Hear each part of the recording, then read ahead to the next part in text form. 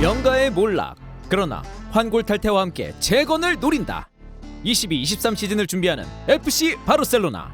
티키타카로 불리는 화려한 전술, 그리고 역대 세계 최고의 축구 선수인 리오넬 메시를 주축으로 2000년대 후반부터 2010년대 중반까지 유럽 최고의 팀으로 군림했던 FC 바르셀로나. 그러나 명가의 몰락은 너무나 갑작스럽게 그리고 급격하게 찾아왔습니다. 스코어 888 제작에 도움 주셔서 감사합니다. 스팔은 건전한 스포츠 승부 예측 게임 문화를 선도합니다. 어퍼 사커! 주축 선수들의 노쇠화, 전술 트렌드의 변화, 다른 빅클럽들의 전력 강화 등으로 세계 최고의 팀에서 내려오던 바르샤. 결국 19-20 시즌에 들어서는 무려 13년 만에 시즌을 무관으로 마무리하기에 이르렀죠. 다음인 20-21 시즌에도 겨우 코파델레이 우승을 차지하는 데 그쳤습니다. 21-22 시즌을 앞두고는 팀의 상징인 메시까지 팀을 떠나면서 계속된 내리막길이 예상되었습니다. 그리고 예상대로 시즌 초반부터 경기 결과와 내용, 선수들의 퍼포먼스 모든 부분에서 부진, 변화 없이는 구단 역사상 최악의 시즌까지도 가능해 보였습니다. 그러자 시즌이 반도 지나지 않은 11월, 바르샤는 로날두 쿠만 감독의 경질과 함께 팀 재건의 중책을 맡을 적임자로 레전드인 사비를 선택했습니다. 전 세계의 주목과 큰 기대를 받은 사비지만 사실 시즌 중반에 부임하여 최악의 상황에 있는 팀을 당장 마법처럼 트로피 사정권으로 올리는 것은 불가능에 가까웠죠. 결국 바르샤는 21-22 시즌을 무관으로 마무리했습니다.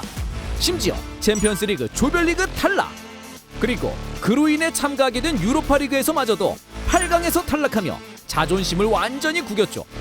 리그에서는 한때 중위권까지 처지는 굴욕을 겪었으나 다행히 사비 부임 이후 분위기를 반전시키며 최종 2위로 마무리했습니다. 그러나 시즌 최종 결과들을 떠나 분명한 것은 사비에게 더 중요한 임무가 있다는 것입니다. 바로 영가의 재건, 즉 자신이 가지고 있는 바르샤 DNA를 선수들에게 주입시키며 팀의 체질을 통째로 개선하고 스쿼드의 정리와 분명한 전술 도입을 통해 차기 시즌부터 다시 트로피를 노리는 바르샤를 만드는 것이었죠.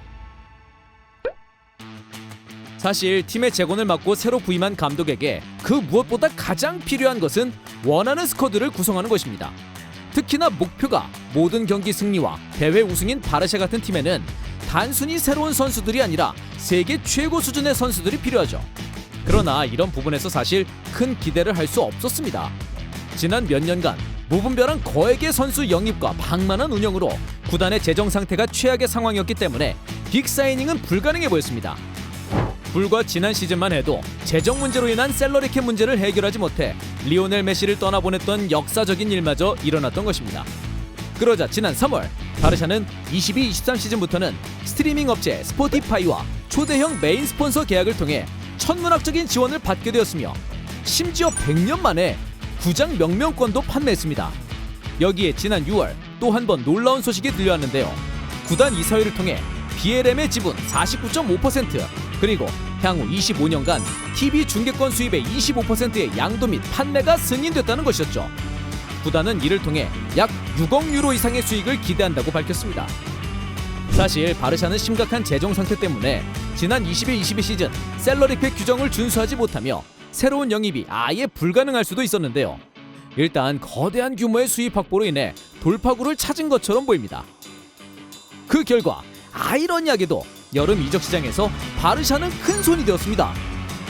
우선 이적료가 들지 않는 FA 자격 선수들 영입전부터 적극적으로 참여. 결국 AC 밀란으로부터 프랑크 캐시에를, 첼시로부터 크리스텐센을 영입하는 데 성공하며 중원과 수비진을 보강했습니다.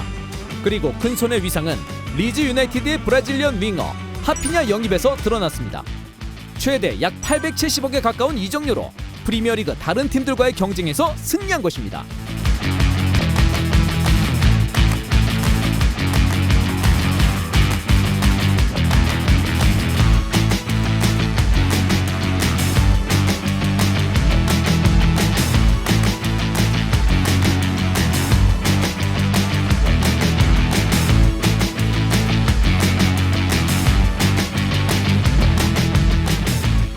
여기에 이번 유럽 전체 이적 시장에서 가장 큰 화제가 된 사이닝까지 성공!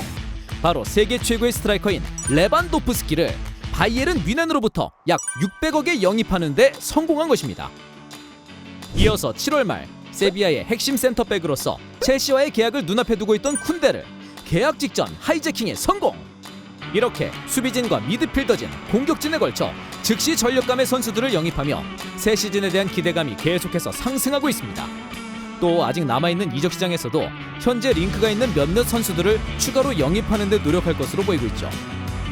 새롭게 합류한 선수들이 있는 반면 임대 후 원 소속팀 복귀가 확정된 렉더용, 아다마 트라우레를 비롯해 멤피스 데파이, 브라이스 웨이트 등의 공격수들이 전력 외로 평가받고 있으며 랑글레, 트링캉, 민구에사 등은 팀을 떠나게 되었습니다. 이렇게 새로 완성된 스쿼드를 종합해보면 스트라이커의 레반도프스키와 오바메양, 좌우측 윙어로 하피냐와 함께 안수 파티, 덴벨레, 페란 토레스 등이 포진합니다. 중앙 미드필더에는 캐시에가 합류했고 기존 페드리, 더용, 부스케츠, 니코 곤잘레스, 가비, 세르지 로베르토 등 신구 조화의 양과 질까지 완벽하죠.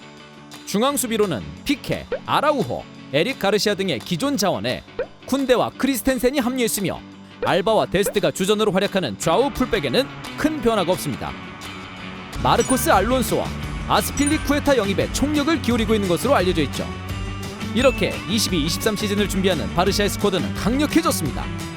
이제 자신의 본격적인 첫 시즌을 맞이하게 된 티키타카의 시대 주역인 사비가 시대와 전술 트렌드가 모두 바뀐 현재 과연 어떤 전술을 보여줄지 기대가 되는데요.